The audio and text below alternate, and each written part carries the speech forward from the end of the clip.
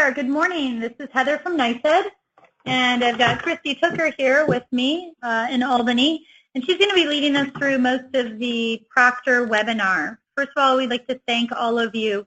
We have the largest CBT field testing group that we've ever had.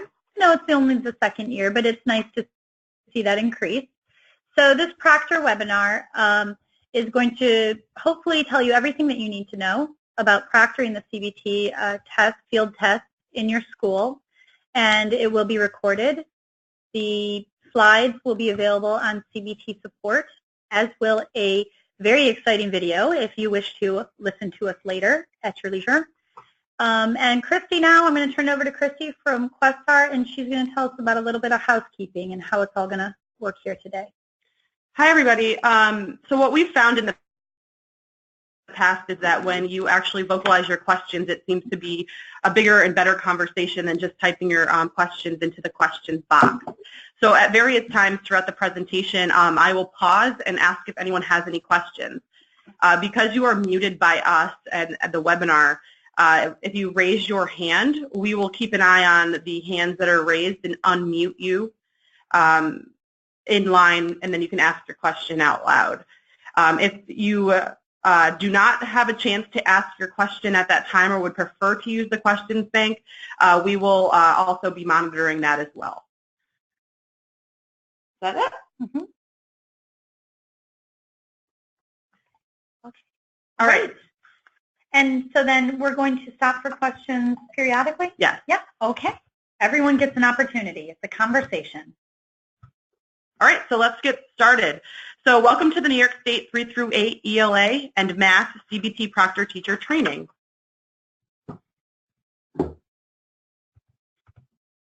So today we are going to be going over quite a bit of information.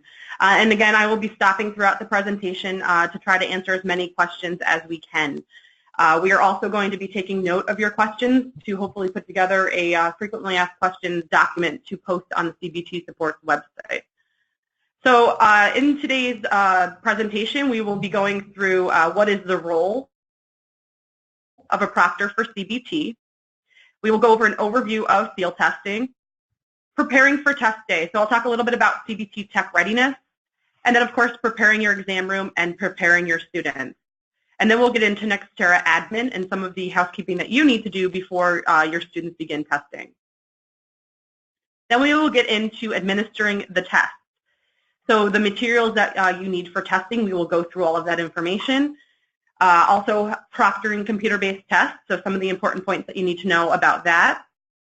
Monitoring student progress, and we'll talk a little bit about the examiner view, and the student experience.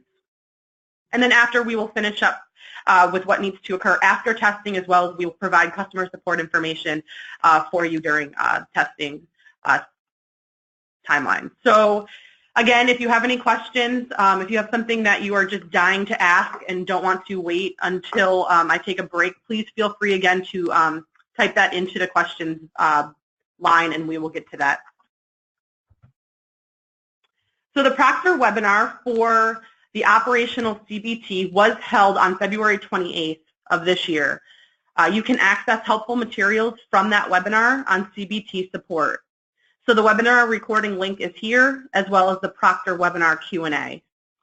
And all of these links are located on, again, the CBT support website. But also, we'll post these slides for the webinar directly after this webinar, so you'll be able to use it as a resource and click links.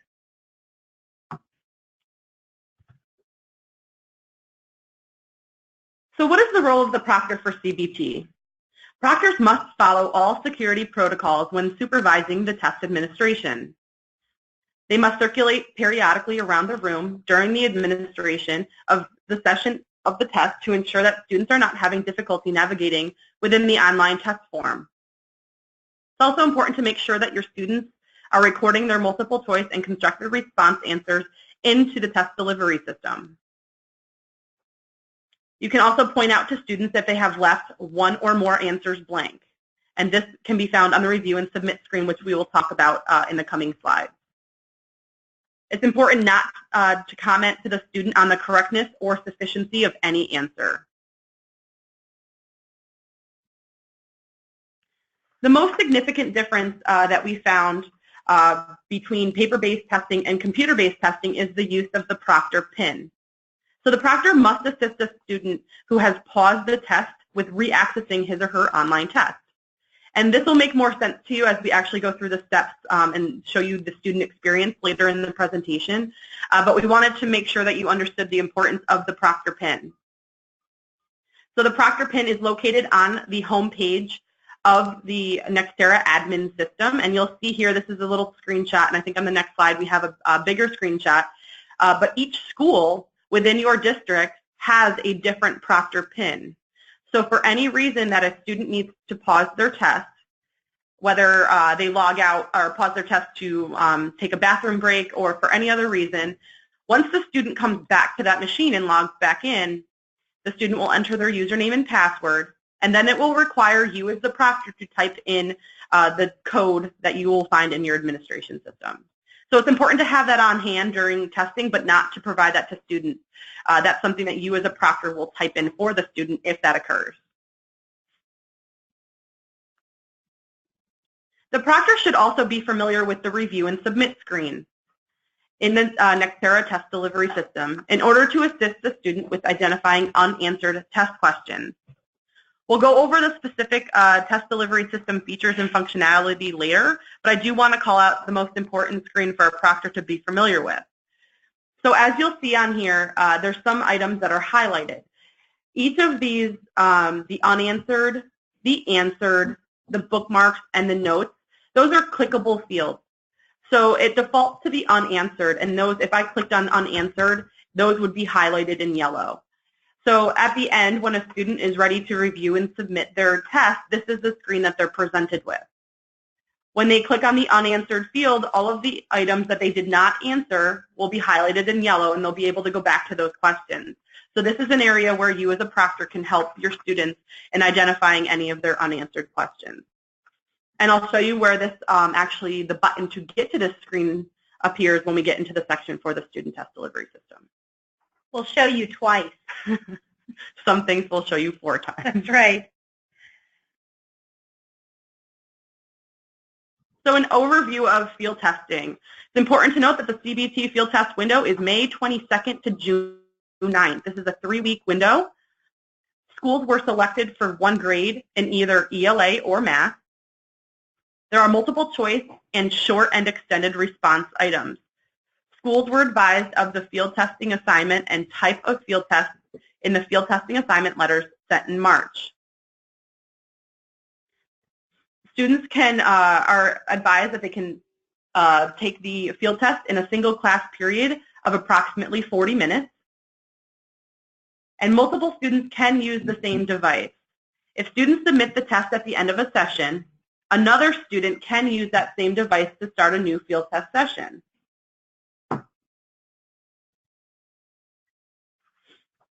Okay, so here we have some information about how the test can be administered. And one thing that we want to emphasize is flexibility with field testing. You're helping us to build the tests for future years, so we want to be able to allow schools to be able to do as much field testing as possible. So the field tests do not have to be administered on the same day to every student in the field testing grade. Okay, so for operational CBT, just so you know, all students in the same grade and in the same session had to be tested on the same day. For field testing, there's only 1 session. It's typically a class period, like 40 to 45 minutes. And we've heard that some schools are going to be arranging their field testing by classes instead of testing the entire grade on 1 day. You have a 3-week window, and you can test a class or a group of students at any time within that window. For practical reasons, of course, we recommend testing all students in a class at the same time. Schools can select any time again within the 3-week window, and absent students do not need to make up the field test. Okay, so all students should be testing at the same time when their primary class is testing. So in field testing, it's an opportunity to experience computer-based testing in a low-stakes environment. And so we want, for a lot of schools, we know we've got over 900 that are participating in CBT field testing this year. We know that this is your first dip into computer-based testing. So what we're asking is that if you do have any problems, say a student test, there's difficulty with a student test loading, we don't expect that. But if something happens, maybe there's a computer issue, the student can just close the lid and walk away. We know that not all testing devices have lids. That's why it's in a quotes. But this is just the way that we try to emphasize it to the field, that it's not necessary for you to call support and work out the technical issues. However, we want to encourage you to do so, because this is your experience that you may have next year. You may have issues that you can work out with us, that we can make sure that you have a better testing CBT experience next year.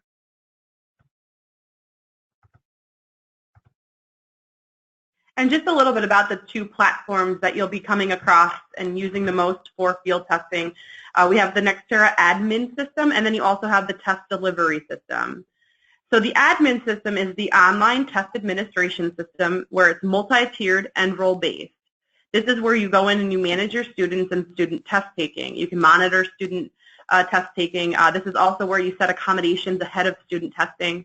So that's for the administrative end of things. Then you also have the Nextera test delivery system. This includes the secure browser where the student will be testing. There are also additional practice with previously released state questions that are available in the secure browser, which I'll talk about in a little bit. But this is where the students access and complete the field test. These are downloaded onto each of the student's device so that the student will actually log in with their own credentials and access their particular test.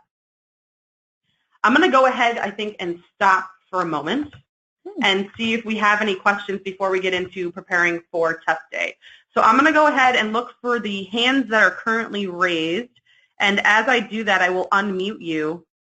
And call their name. And I will call your name. And you may also be muted on your own end. So we'll start with Patricia, and I'm going to hijack your last name, so I'm not even going to attempt it. So Patricia, you have the floor. Yes, hi, thank you. My question is this. Are the children who opted out of the state test, do they take this field test? Okay, well, that's up to the parent, right?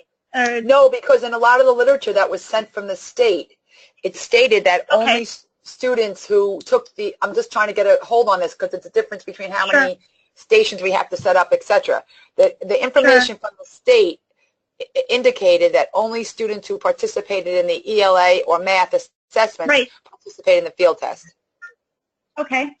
So, yes, no, they do not need to participate in field testing, and it is up to you whether or not you want to use the not testing codes in Nextera admin. You don't need to do that, but if you want to mimic the operational experience, you could set a not tested code for those students that are not testing.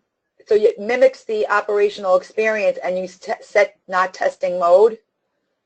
Code. It's just a code, and you can find information on CBT support for that, but again, it's not necessary. So, but as far as the state is saying, so the only kids that absolutely have to take it are the kids that took this, because we have so many opt-outs here on Long Island. Yeah, sure. Only those kids that sat for the operational. Okay.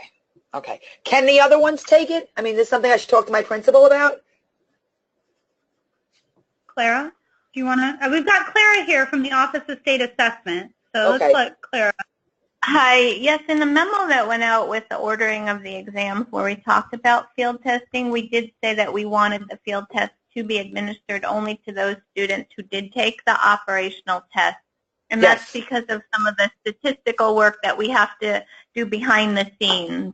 Okay. So I think if you refer back to that memo, we'll just go with the students that took the operational test. Perfect. So only for the kids that opted in. The opt-outs should not participate. Sure. That makes opting in. I like that. Yeah.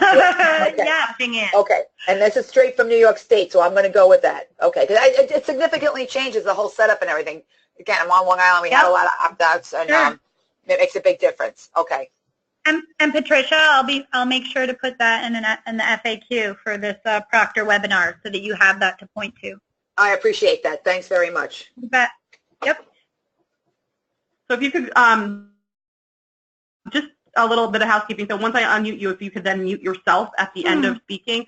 Please do not put your phone on hold at any point because then we'll get some fun background music that we'll need to talk over. Okay. So the next person I'm going to call upon is Beth Fellion. Hello, Beth. What have you got? I don't know how to answer you. You can talk. I just unmuted you. Oh, you can hear me now? I can hear you. Yeah, we can hear you. You Okay. sound great. Our question was, where would we get like these printouts? We'd like to have the handouts to write on. Printouts for what? PowerPoint. For the PowerPoint? Is the PowerPoint Yes. posted? Oh, no, we didn't post it yet. Oh, okay. So we'll just keep our notes on our own paper, and then when you post PowerPoint, we can print it out. Yes, exactly. Right. Okay. Thank you. Sorry about that. Yeah. Next question. I have a question here from Stephanie, and it says that an audio pin was sent to you. I'm not sure if you have audio capabilities, but I do see that you've asked some questions. Stephanie, can you talk or no? Let's try. Okay. I do see that you have asked some questions in the questions box, so let's see if we can answer those in the absence of the ability to have audio. So when will the students be loaded into the admin console? Monday, May 15th. The data for your students will be there. And I think that's all I saw, Stephanie. If you have any further questions, if you do not have audio, please feel free to continue to ask those questions in the questions box. Let's see if I have any other hands before we continue. I do not see any other hands. Oh, I think I just saw one come up.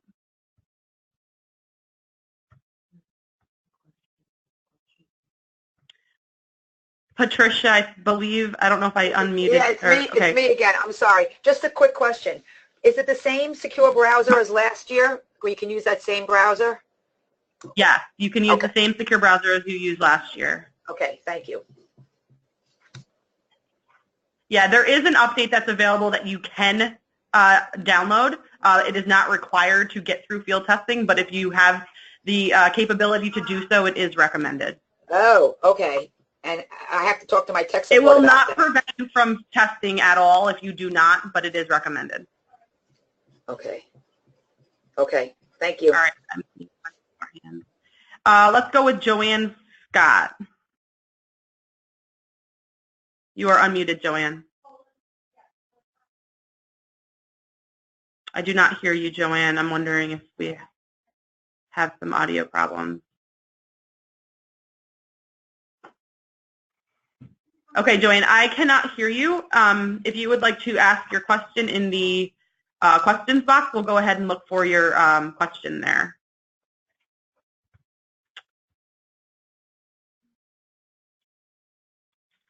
Give me a second while I scroll through this list to make sure I'm not missing anybody.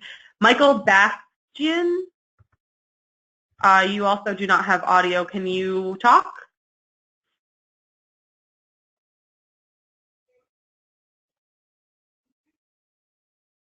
Okay, also with Michael, if you want to ask your question in the questions box, we'll go ahead and look for your question there.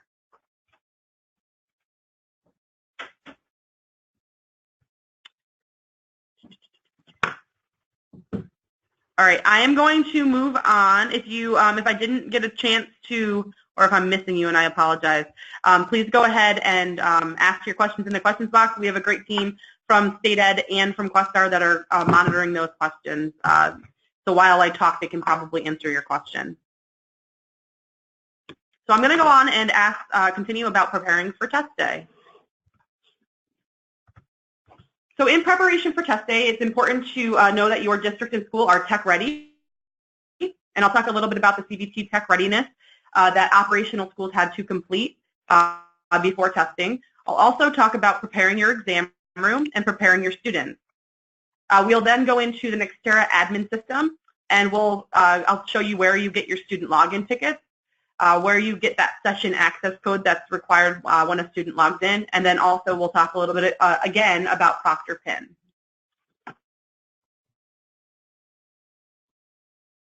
So for CBT tech readiness, we just wanted to touch on this briefly.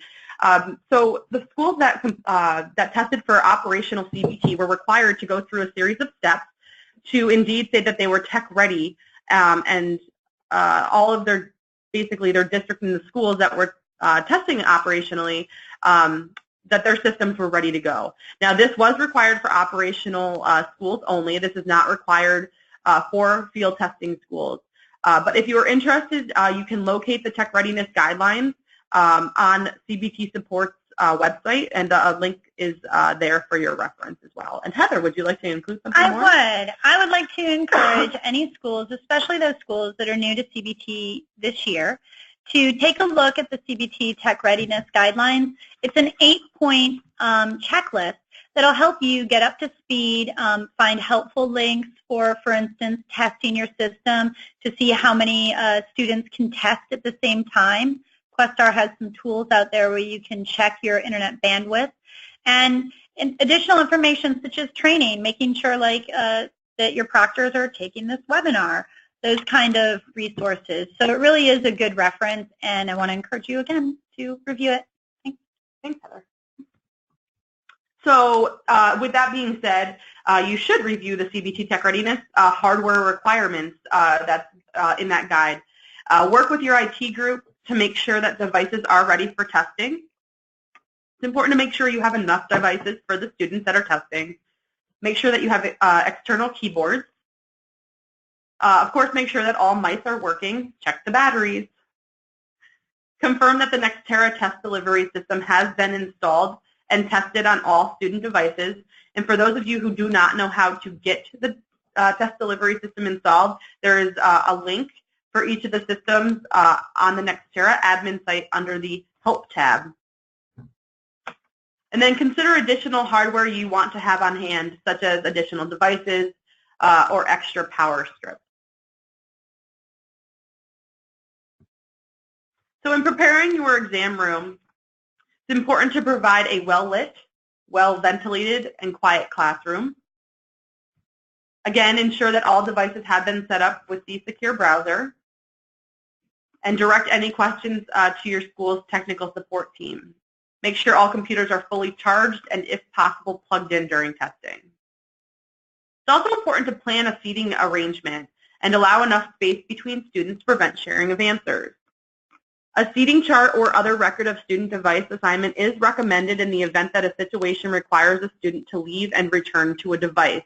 And this would occur most likely if there was an internet outage for any reason that a student needs to stop testing and then return to testing at a later time. It's important that that student return to the same device. So that's where the seating arrangement could be helpful in your situation.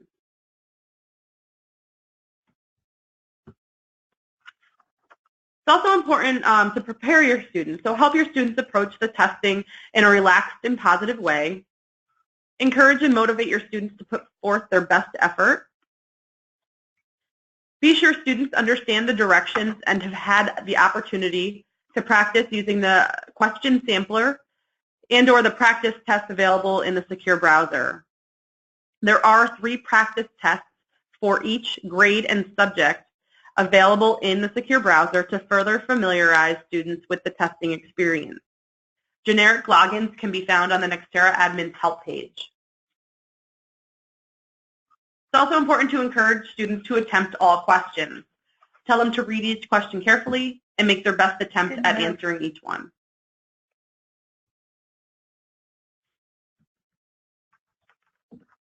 So the online question sampler includes a publicly available practice test for each subject and grade level. But you can just simply go to this URL. This is a public URL. Even parents could go on if they wanted to and check out the question sampler. There are also practice tests available in the secure browser. So this gives students more of the experience of signing in. So they would use actually the list of the usernames and passwords is listed in this chart below. But they would actually type in their username and password So for example, for grade 3 ELA, their username would be ELA03, and the password is practice. Sounds like a pattern. So also I want to note that online from either CBT support or from the Nextera admin help tab, we also have practice tests for all of the accommodations that students might need to view through the Nextera secure browser. So let's talk about admin. So as most of you hopefully have now received your credentials, if you are the DTC, the District Test Coordinator for your district, those accounts have been activated. From there, it's a local decision as to whether or not the teacher or proctor has access to admin. So for this presentation, we are assuming that the proctor teacher will be logging into the administration system. So we will go through the steps to prepare the CBT for testing day with the Nextera admin.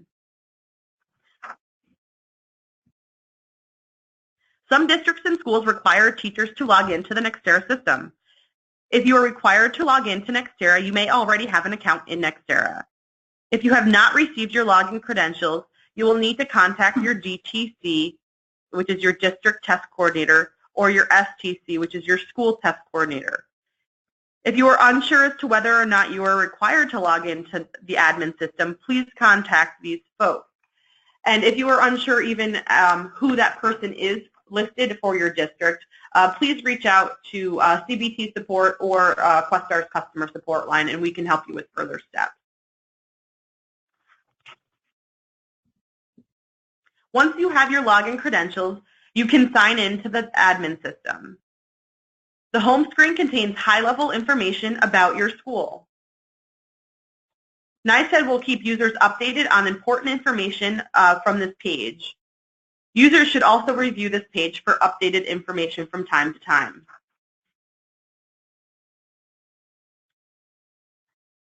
So each student, let's go on to the test tab, each student in the class will need to have login credentials in order to log into their test session. Teachers may print student login credentials as labels to distribute to the students. The DTC or STC may also print the tickets. It will be a local decision as to who is responsible for taking these steps. If you are unsure as to whether or not you should print your login credentials, ask your school test coordinator. And also please remember that these login credentials and session access codes are considered secure materials. So let's talk a little bit about how to get to the login ticket. So this is a screenshot of where the login tickets live. So in order to get to the login tickets, you'll select Tests from the Test tab, and then you would select View for the applicable test, and you will select that login ticket icon. Then you'll select the applicable form in which you want to print those login tickets. There are three options. There are Avery labels 5160, 5163, or in a student roster format. Once you choose the format, you will select OK. The labels will display, and you will use the print function to print the labels. Each label includes the student's name, the test name, the NICEAD ID, and password that the student will need to log into the test.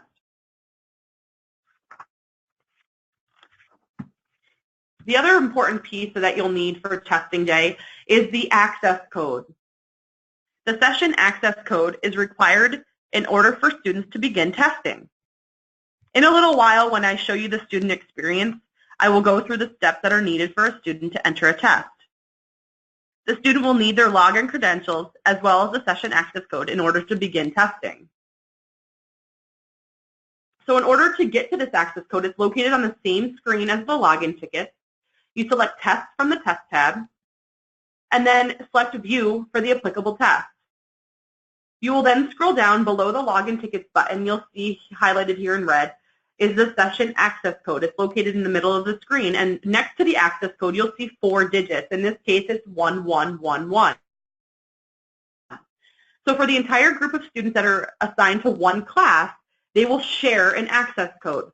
So once each of those students logs in with their credentials on their ticket, they'll go through the directions that are provided to you as the proctor, and then it will ask them to enter the 4-digit access code before the test will actually load.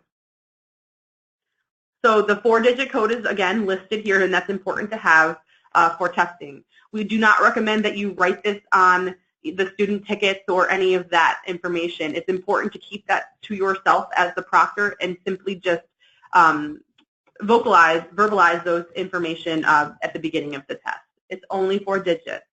If for any reason you need to change the access code, you'll see here in this white space you can type in a new 4-digit code and click submit, and that will change the access code if you for some reason do not like the one that was set as default for your class. And now we're going to harp a little bit on the proctor pin, because this, again, is important information, and it seemed to be a commonly asked question for operational tests.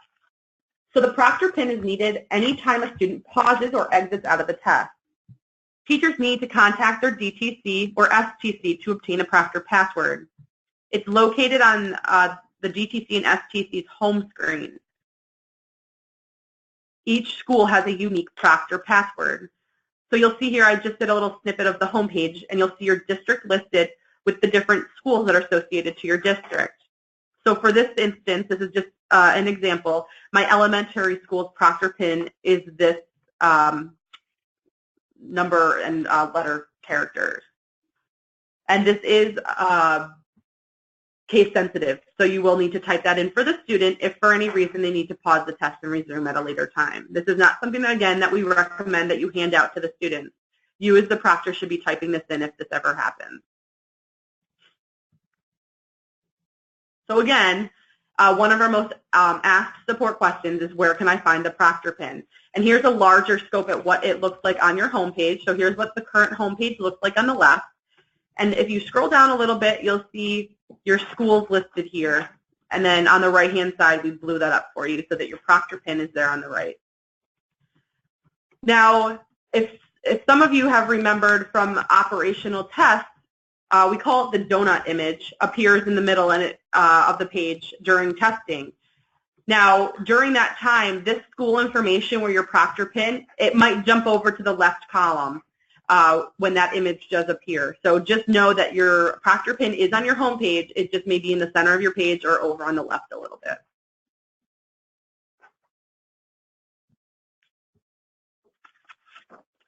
So let's talk a little bit about administering the test. Actually, let's pause there for a moment. I did give you a lot of information. Okay. I'll do that. So let's see who we have here. Let's go with Jill Heck. I unmuted you, Jill. Correct. It'll stay in the queue when she gets here, and then it'll print it. Documents in the queue that couldn't print. Hi, Jill. Oh, that's me. Hi. Yep. Hello. What our question what can we is, help with? You said the access code is needed for the students, but not for, it's the same for each class. Yeah. Correct? But we have 3 separate teachers giving the exam. So will each of those teachers have their own access code, or is it one for the whole 5th grade? It depends on how your students are set up in Nextera admin. In some cases, students were loaded all in one class and can be reorganized. And if you do have them set up into 3 different classes, they will have 3 different access codes. That makes sense to me. Thank you. And our district administrator or our school administrator will know that, right? They should. If not, they can find that information on CBT support, but they'll know the access codes are different. Sure. Okay. Perfect. Thank you. That's it. Yeah. Let's see here. We have a question from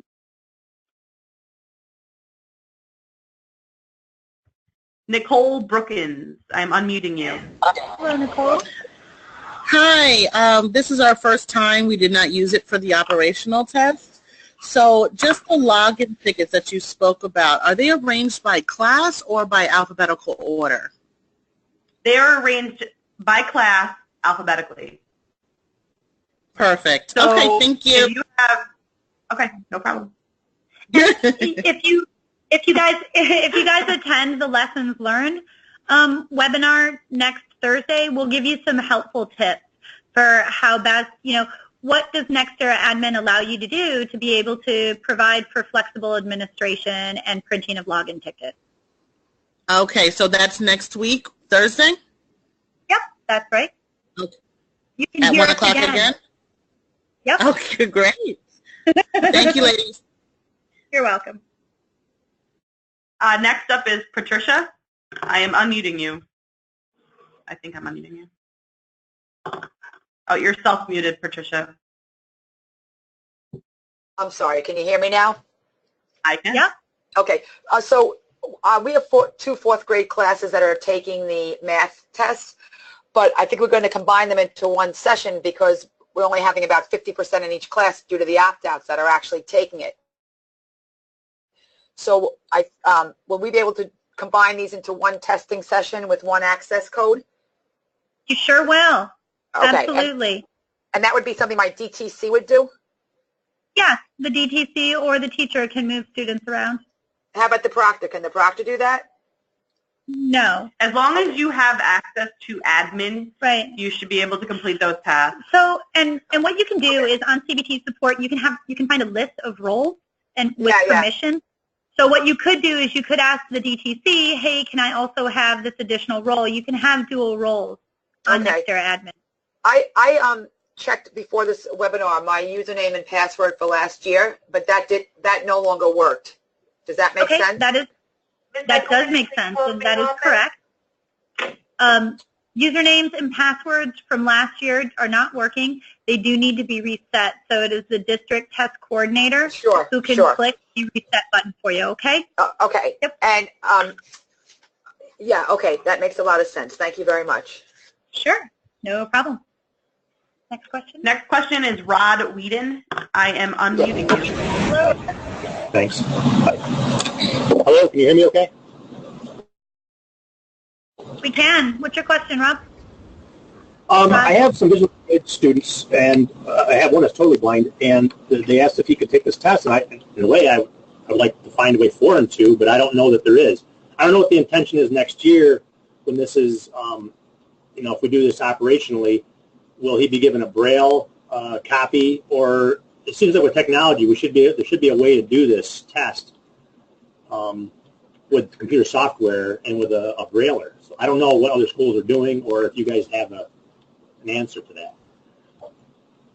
Hey, Ron. Hi, it's Clara from State Assessment. Currently, we are not there yet, of course. We are taking baby steps into the computer-based testing world. So for any student that needs a special accommodation, such as Braille exam, that would still be a hard copy delivered, and we will do that for field testing. If you need that, just let us know. Oh, so, well, I mean, I'll talk to the teachers, I guess. So there's time to do that still? I would just call you? Yes, actually, when Christy gets to the slide with customer support, you'll reach out directly to Questar's customer support and let them know that that is what you need. Okay. All right. Well, thank you. Welcome.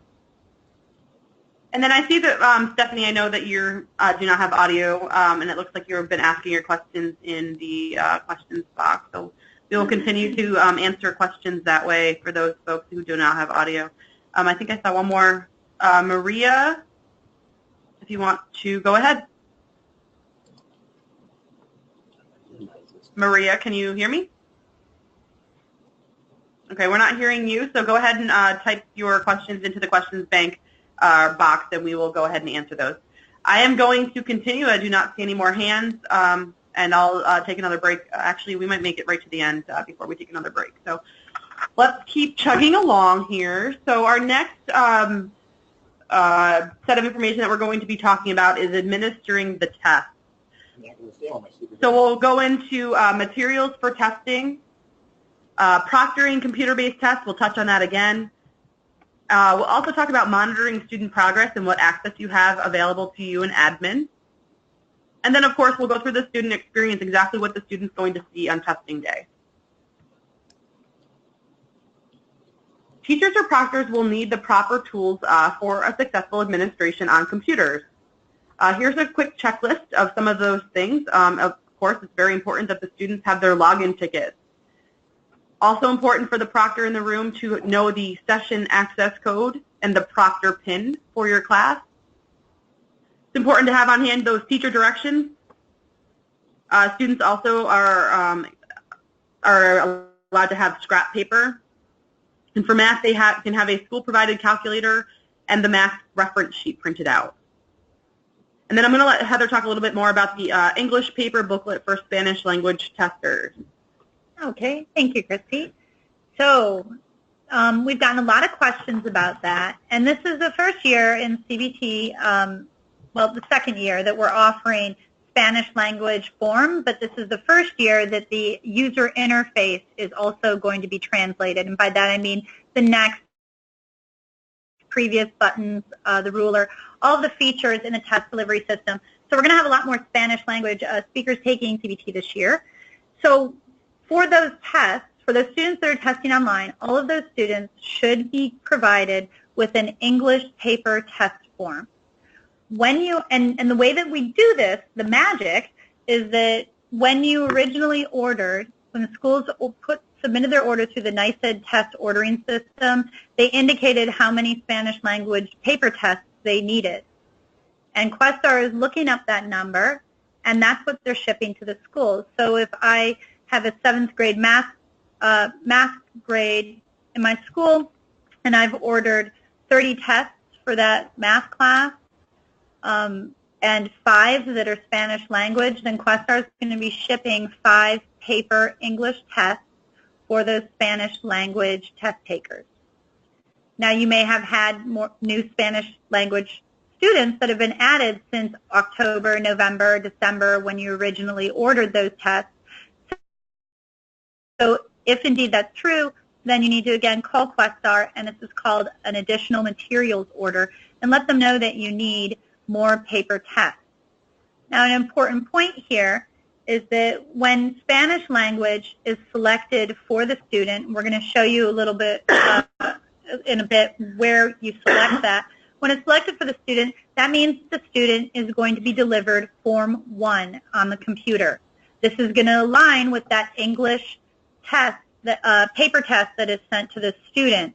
If for any reason the student is not taking the Spanish test online, you will have a hard time due to spiraling to match that up with a paper booklet. That's all. It's a lot. No question. We are absolutely going to put information about that on CBT support. We know that's a lot. So let's touch a little again on proctoring computer-based tests. So proctors must follow, again, all security protocols when supervising the test administration. It's important to circulate periodically around the room during the administration. Make sure students are recording their answers in the test delivery system. Point out to students if they have left one or more answers blank.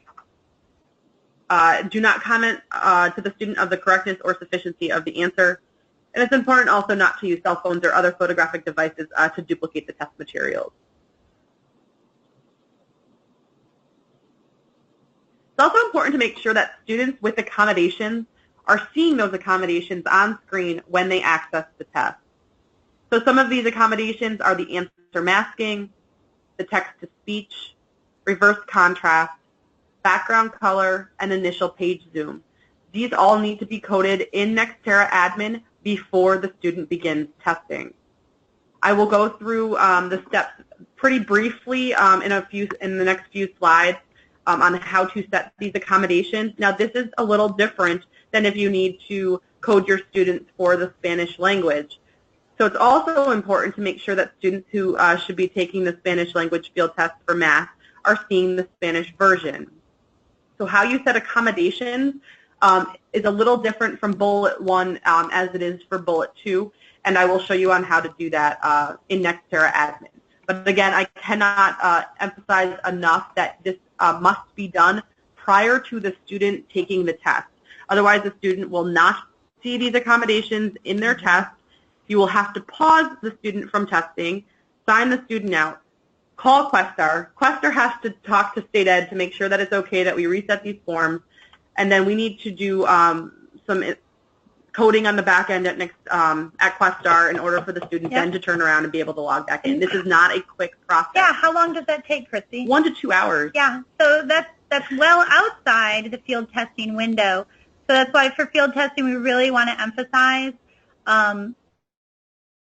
that you make sure that you have your student test accommodations already set before your students sit down to test. So also, if you're proctoring students with text-to-speech, it's important that you be familiar with some of the buttons that they may see. So the text-to-speech accommodation that is intended to deliver the test-read accommodation in a computer environment will require a proctor to know additional details. The text-to-speech player, which is on the right here, the first icon, it's important to know the menu, the play button, and the different features that are available there, and you have access to this in both the question sampler and the practice test to be able to take a closer look at these features. It's also important to know that there are left mouse features. Math reference sheets do appear a little differently for those text-to-speech students, and headphones are suggested for the text-to-speech students, and of course a separate environment. Proctors will also need to know what is read to the student via the computer and what is not read to the student. I'm not sure if you wanted to talk a little bit more about what is read versus not read, but an example would be an image or something like that that may not be read, or a table, but we don't need to get into specifics with that. So monitoring student progress during testing. So there's an examiner view option within Nextera to allow a proctor or teacher who does not otherwise have access to Nextera to be able to monitor student testing. So if a DTC or an STC wants to give the proctor in the room access to Nextera's examiner view for that particular day of testing, they can follow these steps to set up the examiner view on that person's device. So for instance, if I, the DTC, go into the proctor's computer, so on the other educator's computer, I would log into Nextera admin.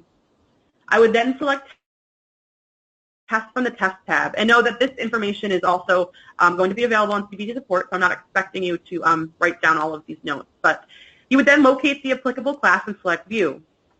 You'll locate and select the examiner view button. This is located near the login tickets button in that particular page. And these steps will open a new tab on the web browser containing the access code, student passwords, and student progress. This tab will automatically refresh and display updated student progress information. So then I, as a DTC, would keep that tab open on the proctor's computer, and on the first tab, I would go back, sign out of Nextera admin. Now the other educator has access to the student progress during assessment, but no other parts of admin. So this is an example of what that examiner view would look like for the proctor in the room. So on the top here, you'll see that it does tell you that the page refreshes every 60 seconds. And then it'll tell you your district, your testing window, your teacher's name, so on and so forth. You'll see here your session access code will be listed in the middle of the page, so if you need to reference that. And then at the bottom, in this instance, it's only one student that I have listed here for the sake of the size of the page. But all of the students in that particular class would be listed here with last name, first name, their usernames and passwords, their grade, and then it would also tell you, and this is where the information that will change, is the total items completed, and then start and end times. So that information will update every 60 seconds so that you can have an overview of kind of what your class is doing and who has completed and who is still working.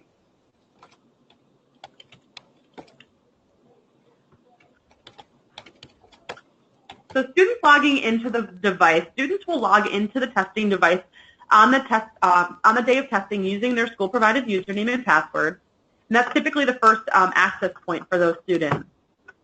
Next, the student will log into Nextera admin or Nextera test delivery system to access the test session. I'm going to have Heather talk a little bit about her staggering student start testing beautiful picture here that she's got. Diagram. Yes, so this is my artwork. But what we've got here is we've got the process flow for staggering student test times. And for those of you that are going to have a lot of students that are going to start testing at the same time, it's just a best practice because most internet bandwidth can't handle more than 25 or 30 students downloading the test at the same time. The download of the test is very quick. It is, within a few seconds. And so if you follow the diagram, the student sits down and enters their NYSIS ID and the access code for the test, and then reviews their student demographic screen. Is everything correct? Is this my correct teacher? And then they choose their test. Here for operational testing, the students had the option to choose between the 3 sessions, right? They can only access one session, on the day of testing that was for that session. So for field testing, it'll just say start test, and the student will click the start test button, and again, in groups of 25 to 30, and then walk through the directions and then access the test all at the same time. But it is that choose your test button that we recommend just as a best practice and for seamless testing that you organize in groups. Thanks, Heather. Yep. I wasn't going to attempt your image here. Yeah, no problem. Can't see the words. So the next thing we're going to talk about is the student experience. So it's really important that this isn't the first time that you're seeing the TDS on the day of field testing. Get into our question sampler, get into those practice tests, and familiarize yourself with the different screens that the students will see either before testing and during testing. So students access the test delivery system through the secure browser, which will be downloaded onto the workstation. If the secure browser is not already open on the device, the students will need to double-click the secure browser icon, and here's an example of what that icon looks like to launch the test delivery system. Next, once they launch that, the program has opened the sign-in page displays. So using the provided credentials that you have on your ticket, the students will then enter their NYSIS ID and password in the applicable fields and click the sign-in button. Now, I want to point out quickly, you see here next to the password, there's a little eyeball icon. If you were to click on that, it unmasks your password, so the student has an easier time seeing what they're typing. So the student will be able to toggle between turning that on and off so they can see their password easier and sign in quicker.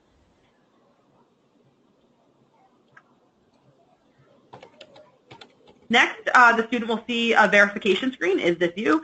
So they'll check the information on the screen.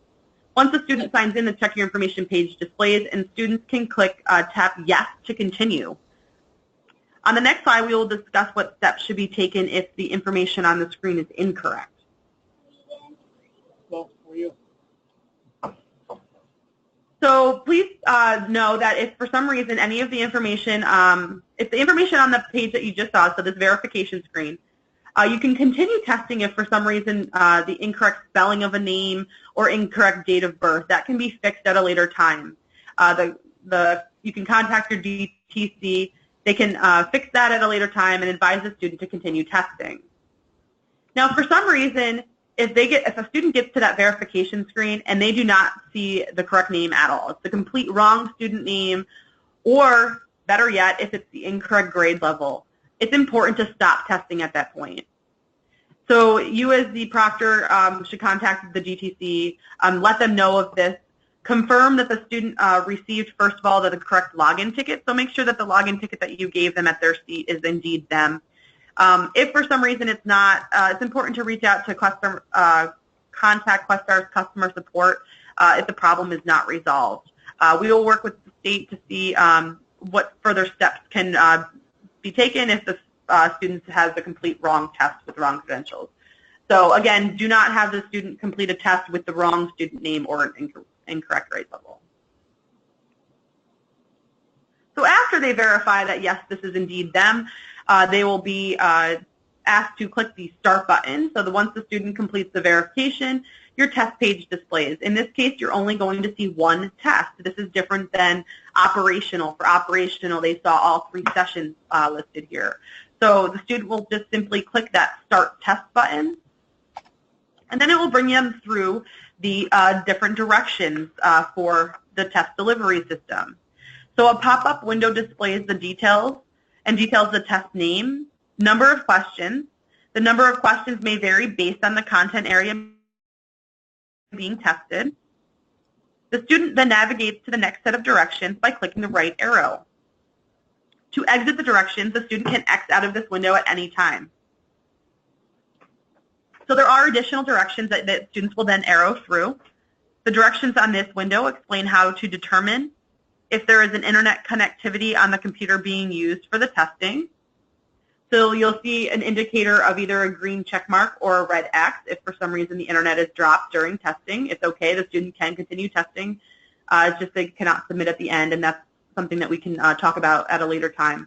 But just know that the online-offline indicator is located in the upper left-hand corner of the student's test. In the upper right-hand corner, you'll see the directions. So if for some reason the student X'd out of these directions and they want to re-access these directions at any time, they would just simply click on that directions button and it'll pop this information back up. Also located in the upper right-hand corner is the pause sign out button. So the best example of this is if for some reason a student needs to take a bathroom break, they would pause or sign out of their test so that we don't have to worry about other students looking over at their device while they're absent. When they log back in, there are further steps that do need to occur that we'll talk about in a moment, but that's where the pause sign out button is located. So as the student continues scrolling through the directions, the window details how to navigate, review, and submit the test. So in the upper left-hand corner, you'll see a review button. When the student gets to the end of the test, it will say review and submit. And I'll talk about that in a moment. In the upper right-hand corner, this is just simply how the student navigates forward and backward within the test using those arrows. Along the bottom are additional tools that the student has access to. So the general tools include the Zoom, bookmark, and notes. The bookmark is used to flag questions for review. And the notes are used to add comments to a specific question that the student can return to later on. It will also talk about the split screen controls. So on ELA items, there is a split screen. So a student can make the passage either smaller or larger just simply by using the arrows to move the middle divider to either the right or the left. So those that set of directions is also listed here for the split screen controls. And then also on the bottom of the page are additional tools such as the highlighter, the answer eliminator, or the line reader. So math tools will vary by grade level, so you may also see a calculator, a ruler, or a protractor listed here as well. When the students are done reading the directions, they will click the end directions, or they can just simply click out of on the X to exit out of this window. At this point, the student will be asked for that 4-digit access code that we've been talking about. So before the student is able to actually have the form load onto their computer, you'll, as the proctor, need to read out loud that 4-digit access code. So the student will type in their 4-digit access code and click on Continue. And then there will be one more window that the student has to click on Start Test to begin testing. Once the student clicks on that Start Test, the student will be presented with the test cover page in the test delivery system. The student can click the arrow in the upper right corner to continue past the cover pages and begin testing. So first they'll see the cover page, and then of course the sources and the test taking tips. Once the student actually gets to the first question, I want to talk about, again, a couple of the icons here. So again, we have our directions and our sign out in the upper right-hand corner, and your online-offline indicator in the upper left-hand corner. Your review and submit screen is in your upper left. Your passage split screen tool is in the middle of the page, not to be confused with the arrows in the upper right-hand corner. The passage expansion tool, you simply click right or left to make the window on the left larger or the window on the right larger or smaller as well. To navigate through the test, you're using the arrows in the upper right-hand corner. And then, of course, on the bottom, some of the tools that I already spoke about will be listed on the bottom of the page. So here's an example of some of the tools that you may see depending on what content test you are taking. So some of the ELA tools are listed on the top, and then the math tools are listed on the bottom. And again, it will depend on what grade level to know what math tools will be presented to each student. Another item to become familiar with for the math content folks is the equation editor. So there is a different equation editor depending on the grade band that you are proctoring. So grades 3 and 4 have the first example, grades 5 and 6 have the middle example, and grades 7 and 8 have more tools showing on the bottom. So you can get into the question sampler or the practice test and play around with these tools, and we highly encourage that students aren't seeing this, of course, for the first time on testing day. Work with your students to make sure that they're familiar with the equation editor and understand how to use those different icons. When a student is done with their test, they would click on that Review and Submit button in the upper left-hand corner. We've already talked about this briefly, but I want to talk about it again. So once all questions are answered, the student selects the Review and Submit button in the upper left side of the window. This will provide an opportunity for students to review bookmarks and notes before final submission of the test. So as I spoke of earlier, as you click on each of these fields, the items will highlight in yellow. Just note that bookmarks and notes do show on this page. So if a student bookmarked a particular item, they will be able to see that noted here in the Review and Submit screen. So for instance, if I click on bookmarks in this example, you'll see that number 3, 12, 13, and 17 all have bookmark icons. If for any reason I want to go back to that particular item, I would just simply click, for example, number 3, and it will bring me directly back to number 3 in my test. I can review why I bookmarked and then continue back, and you can click the Review and Submit to go back to this screen. Once you click Submit Test here, the blue button, the student will be asked again, are you sure that you want to submit your test? So the student is prompted a couple of times before they are actually fully submitted. So then the student will now click Submit Test again, and they'll get a green check mark indicator indicating that indeed that their test has been submitted.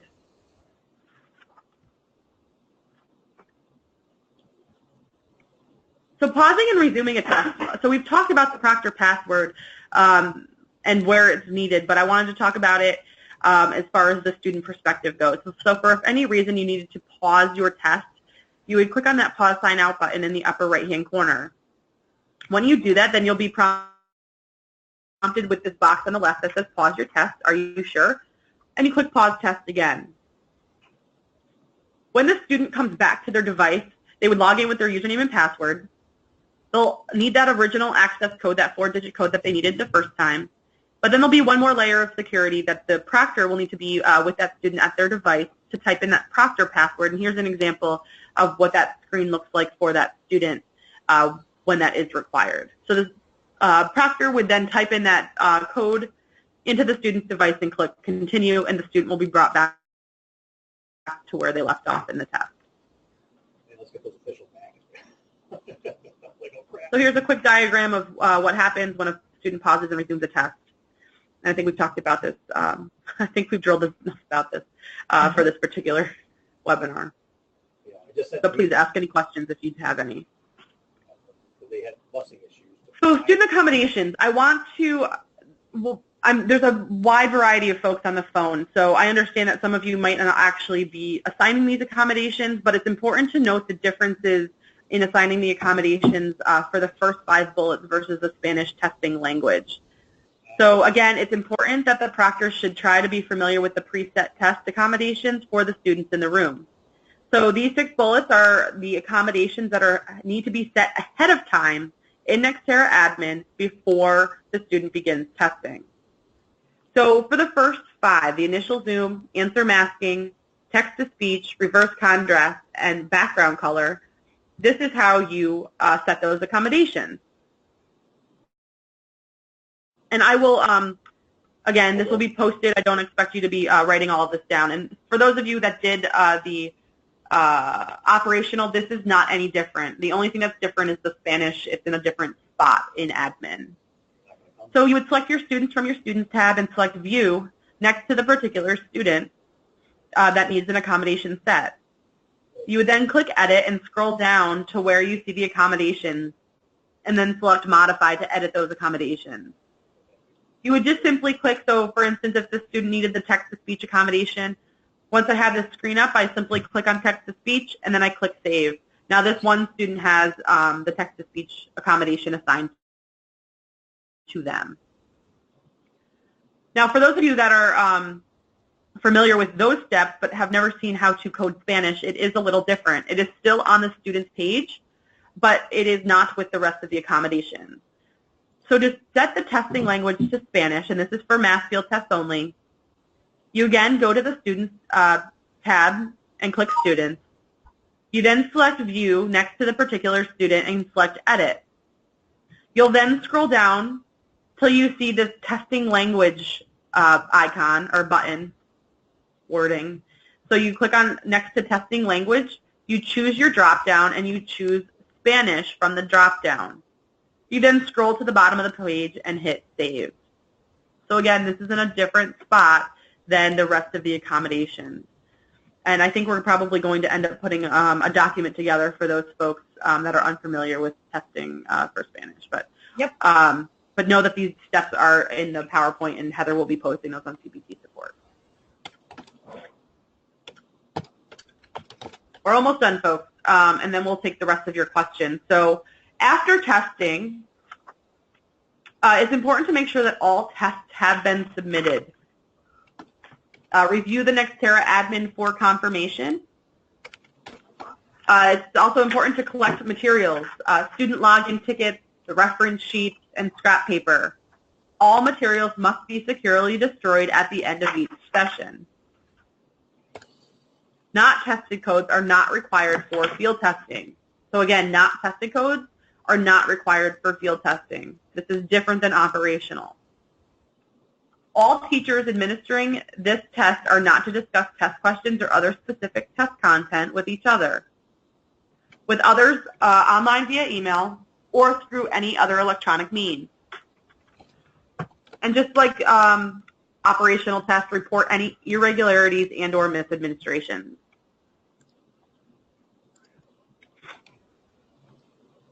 It's important to know, too, how to contact Questar's customer support line. I know we have some of our customer support folks on the line today. They are ready to help you at any time. So please, if you have access to Nextera admin, it's the easiest way to get that information, because if you click on the Help tab, our phone number is listed there, as well as you can just click here to email them directly. And we also have a live chat feature where you can actually chat with our customer support folks live.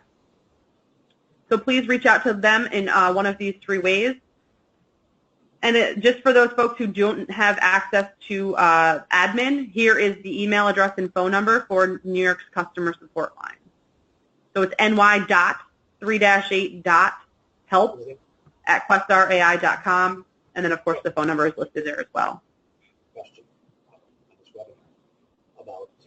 And just a quick reminder about personal identifiable information. When contacting CPT support or Questar's customer support line, do not send any PII for students via email. This is a violation of the Family Education Rights and Privacy Act.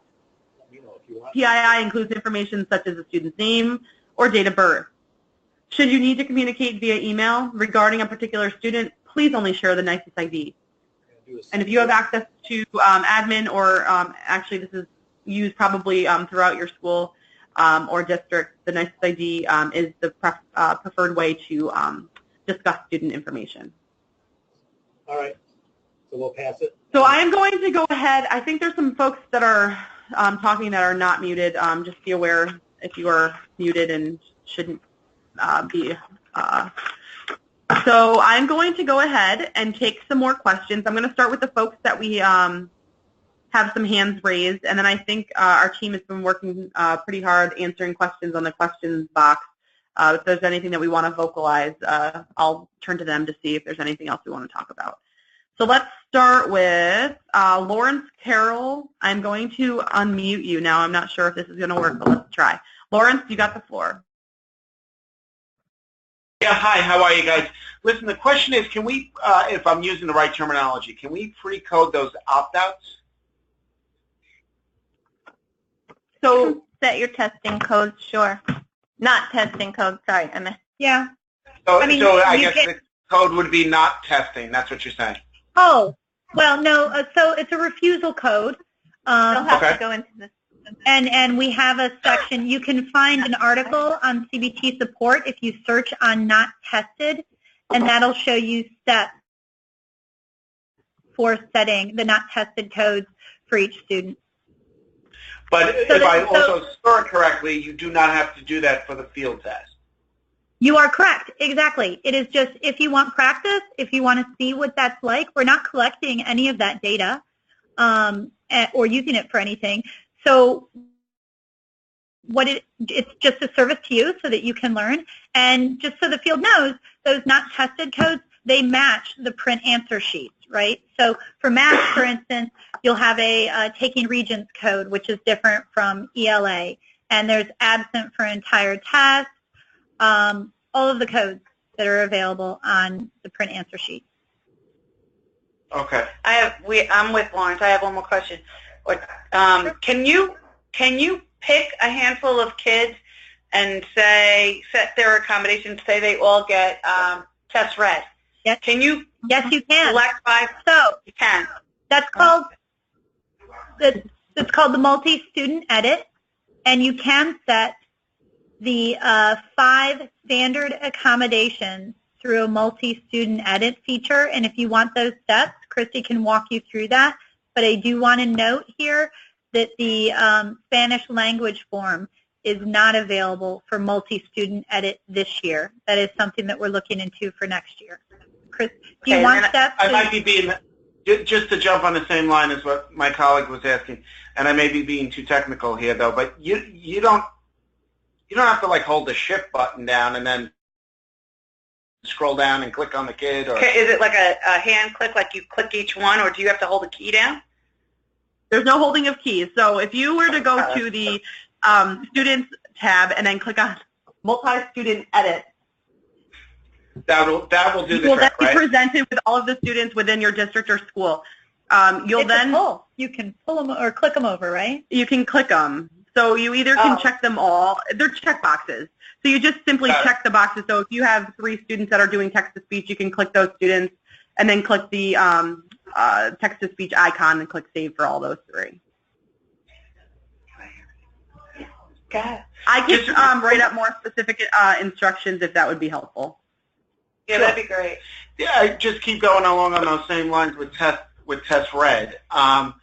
Does the exam read the test, or do you still need a live person, if you will, to read the test? It's text-to-speech, right? Okay, so we've had a lot of questions, and we'll go ahead and tell you, test read, text-to-speech, it was absolutely the hottest topic on all the January road shows, and we do understand.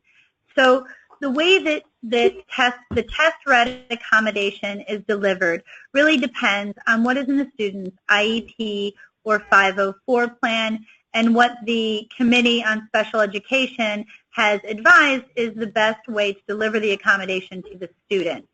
So testing accommodations, they're not a one-to-one. For those of you that are familiar with the testing accommodations that are available in a 504 or an IEP, the wording is not going to be the same as what is available in the Next Era test delivery system, so a decision is going to be made.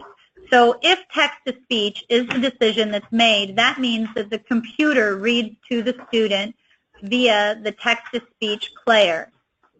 And that is the text-to-speech player is the way in which the test-read accommodation is delivered to the student via computer.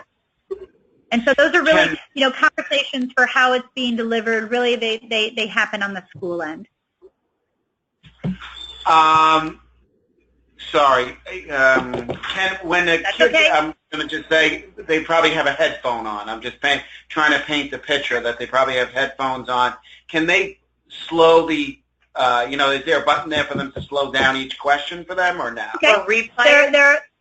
Yep. All right. So I'll go over the features. So there are 4 different speeds that can be selected by the student while the text-to-speech is playing, and additionally, there are buttons for play just the question, play just the answer. There are all sorts of different features for text-to-speech. And what I recommend to all of you, and I did already provide the question sampler link to somebody who asked the question in the webinar, is go out and see what it's like. Play around with the software. You definitely want those students to be experiencing text-to-speech, which is available publicly in the question sampler for math, grades 4 and 7, and also in the Nextera secure browser. So in those practice tests. So what I ask is if anybody out there, if you want to go and take a look, see what the text-to-speech feature is like, listen to it. There are different voice packs that can be loaded for a student. All that information is in the Nextera setup and installation guide. And so then send us your questions. We'll absolutely answer them. All right, we're going to go ahead and... One side note, that email address that you put up before, it doesn't, for us, it always bounces back. So we can receive the email because we have somebody going in between for us who actually has to send the email out for us, and then, but it bounces back. I don't know for what reason, but we can't send an email directly to that. Which email address we've shown to? Is it the CBT support or the Questar? The one that's like .3 to 8. Okay, that's Questar, and what you need to do there. So this is a good issue to note. You need to make sure that your spam filter is not blocking access, that your network is allowing access to Questar. A lot of folks, I heard from many folks where you didn't receive the GoToWebinar link. So check spam filters, those kind of things. So check with your IT network, let them know, show them the email address, and make sure that the email domain for Questar is available for you to communicate with us. Okay, thank you. Yep, you're welcome. Okay. All right, I'm going to go ahead and give Christopher Kozak. I'm going to unmute your line. Hello, Christopher. How can we help? Oh, all right, next. Okay. Christopher, if you're speaking, we cannot hear you. So I'm going. If you want to, it looks like you may have. Is there a way to get a transcript of the questions that have been asked and answered? Yes. They are very good. Okay, and I'll tell you, it takes me a couple days to get the FAQs out, but I will do it.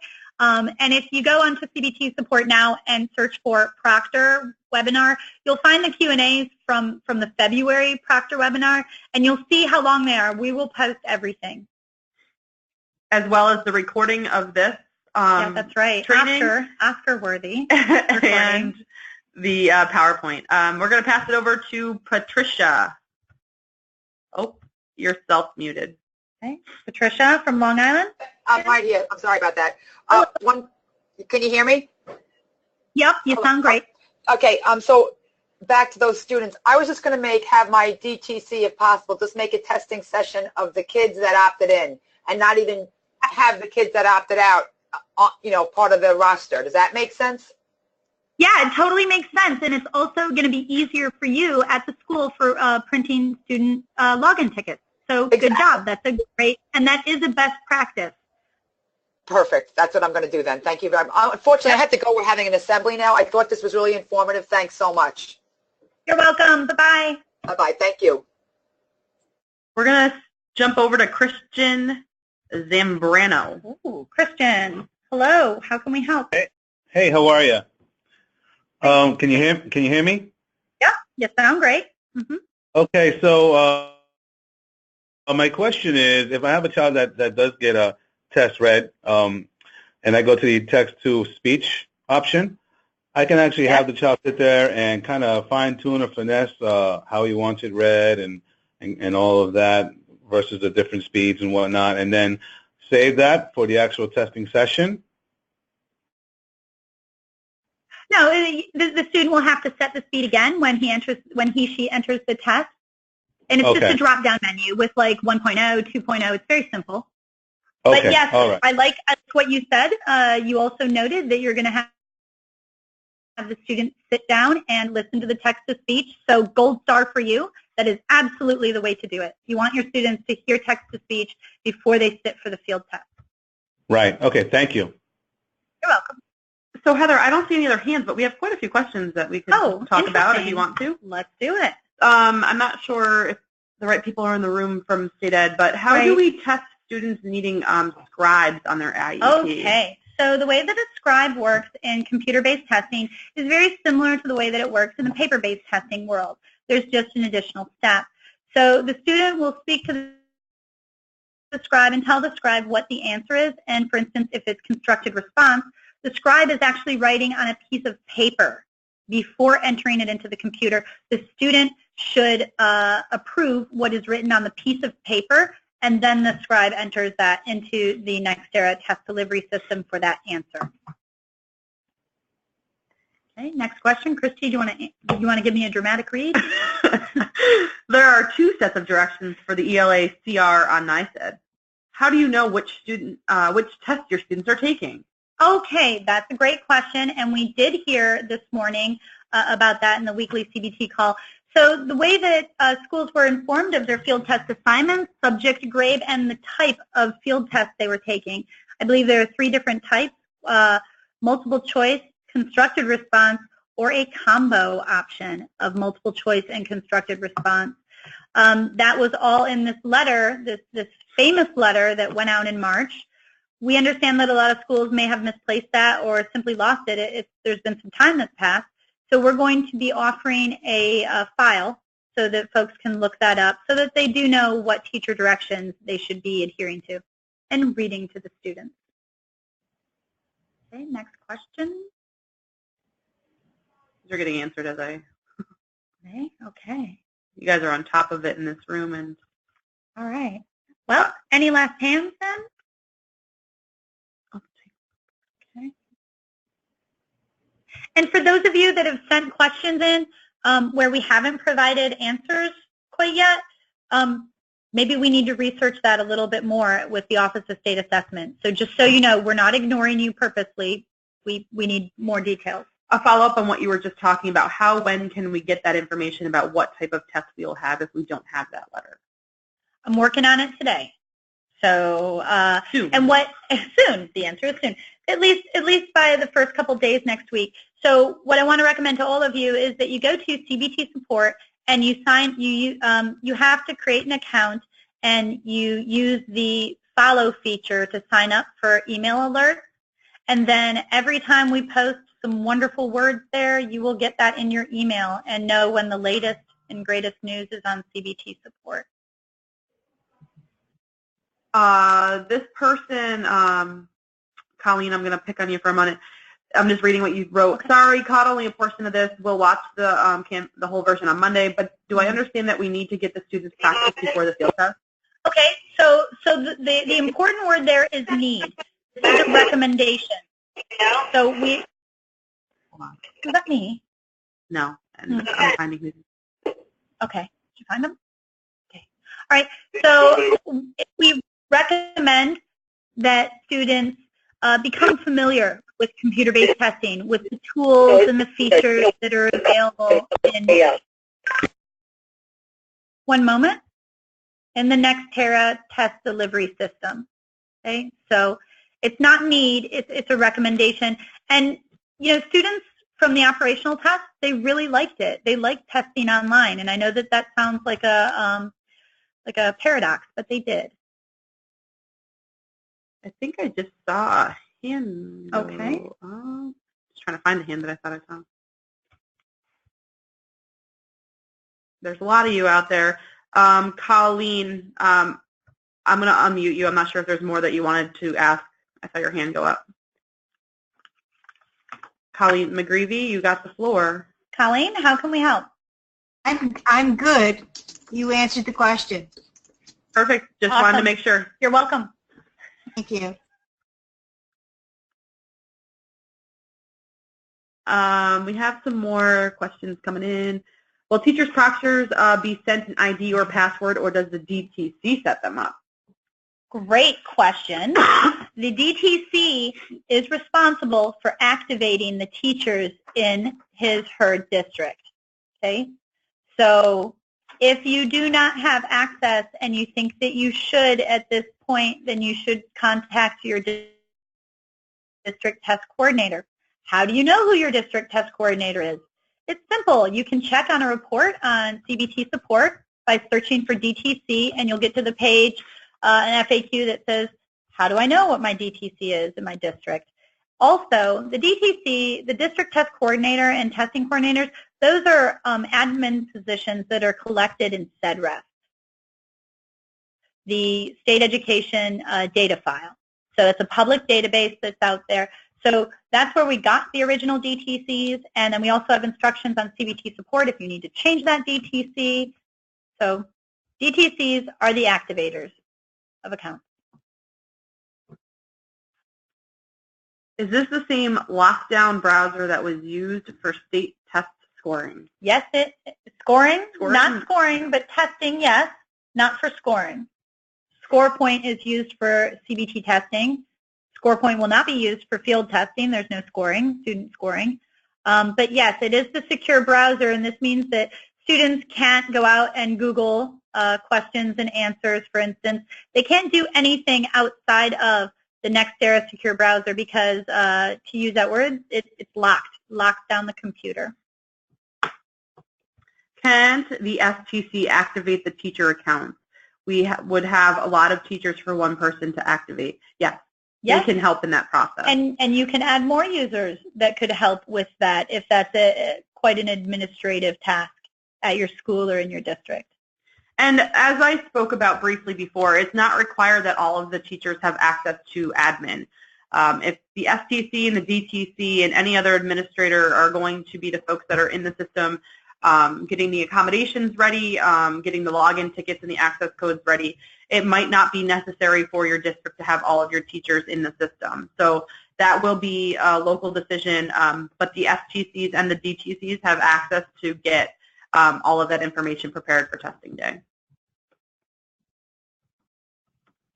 So I know that we already covered this, Heather, but there was another question just because there has been a lot of information. Sure. The difference between test read and directions read, and we want to make sure that we're clear. Test read and text to speech? It says, and Deanne, I'm going to actually find you and have you talk because I want to be clear that I'm answering. Yeah. And you know what? We know that this is a hot topic, so no worries. Ask it. Ask away. So Deanne, if you want to ask your question. Hello, Deanne. Hi, we have, can you hear me? Yeah. Okay, good. We have several students that are directions read and clarified, and then we have students that are test read to them. Is there a delineation within when we go into setup for whether they get the test read that we only say directions read? No, there is not. It is an all or none scenario. Okay. Okay, thank you. Yeah, you're welcome.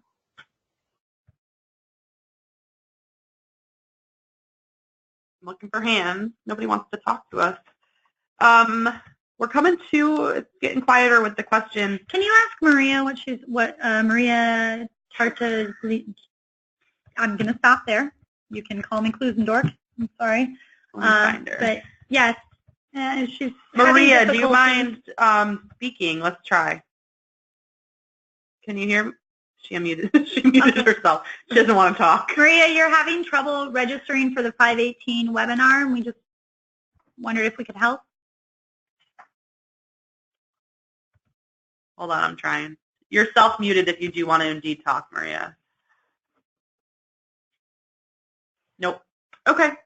Oh, maybe. Maria, are you there? We can't hear you. Okay. I will have you reach out to CBT support. I think it's the easiest email address to hand off via phone. So email cbtsupport@ised.gov with your question, Maria, and we'll get you registered for that 518 webinar. Thank you. Where do you find the educator identifier for teachers to enter. Ooh, okay. So the educator identifier for teachers is the unique identifier for all teachers. It's the Teach ID. And that can be found in the Teach database, or it should be in the student management system at the school. Thank you, she said. Okay, you're welcome, Robin. Any other hands? We want to talk. Yeah, I see a hand. We got till 3 o'clock. Heather will hold we us can there. give you back some time, but if you've got questions, this is your opportunity. Lawrence Carroll. Get back to the hello? Hello? Yep. Oh, the May 18th webinar, was there an email that goes out about that, or how do we sign up for it? Okay, Is it on our the website? webinar registration is on CBT support in the field testing section. Yeah, okay, thank you. Yep.